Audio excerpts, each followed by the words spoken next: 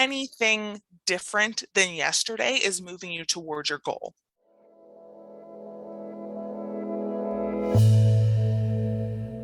I want to introduce you to someone really cool that I met. Her name is Carolina Cartier. She is down 200 pounds. She's overcome PCOS. She's overcome infertility.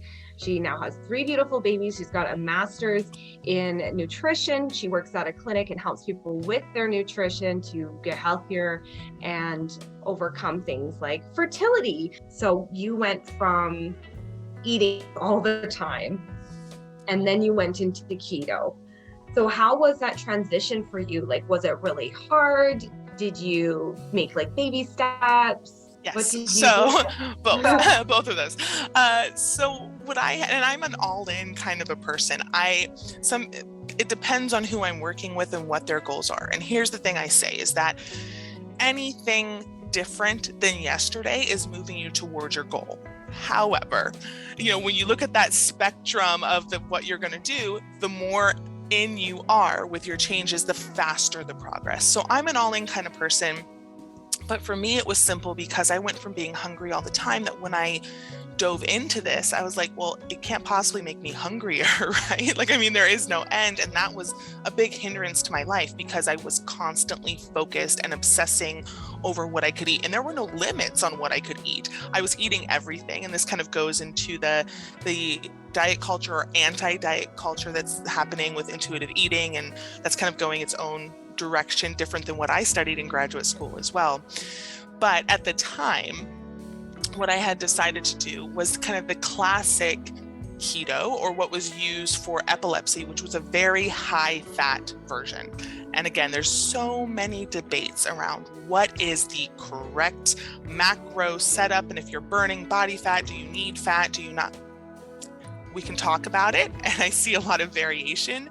We could always go into that, and there's a lot of different ways, but I decided to go classic, super high fat, including like a fatty coffee in the morning and just lots of fat on my plate, lots of avocado. But again, there were no products. So I had to eat real food. There was no other option. There were no pre-made keto meals. There was no delivery. There were no pre-made chicken crust pizzas like you can get just at the regular grocery store now. I see them all over. It's a double-edged sword. I like that things are becoming more accessible. However, there's also a lot of companies and I'm not faulting them, right? We're out to make a buck. They're out to make profit. And some of these products, I think, are hindering progress for a lot of people. So if I wanted a dessert, I had to take whipping cream, whip it, and then put that on some strawberries. There wasn't, a keto Cool Whip or whatever it is coming out now. So I had to eat whole, 100% whole, real food because there wasn't any way for me to eat lower carb. And the phrase that I use now and what I fell into, and this has shaped how I work as a nutritionist, as a clinical nutritionist, is protein and produce. It's that simple. And so I say, when in doubt, what is your protein source and what is your produce source? And if that is what you are doing, any sort of dietary pattern, if you are building your plate with that in mind, you are going to go a long way to nutritional sufficiency. And then if you are trying to do higher macro fat, maybe you have a little extra butter, or you have extra cheese, or you have extra avocado, or extra olive oil on your salad.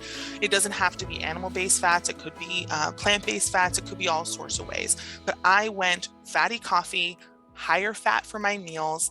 And what I now know, and I didn't know at the time, is that by taking out carbohydrate, which was displacing the carbohydrate, when I had a plate full of rice and a plate full of pasta, it was displacing the other food. It was displacing the protein and produce. So I was eating less protein produce, more starchy carb. When I took away the starchy carb, I naturally, just to fill my plate and to be satiated, ate more protein and more produce. And that protein and non-starchy veg, the fiber, all of that helped keep me very satiated, along with the high fat nature of what I was eating. There's debate around what's actually the most satiating. If protein is uniquely satiating, if fat is unique, it's going to be debated. Different studies come out all the time saying, no, the patients reported that there was no difference in this or that. I can tell you what I see clinically. You eat a lot of fiber, you eat a lot of protein, you are going to be satisfied. That is what I see.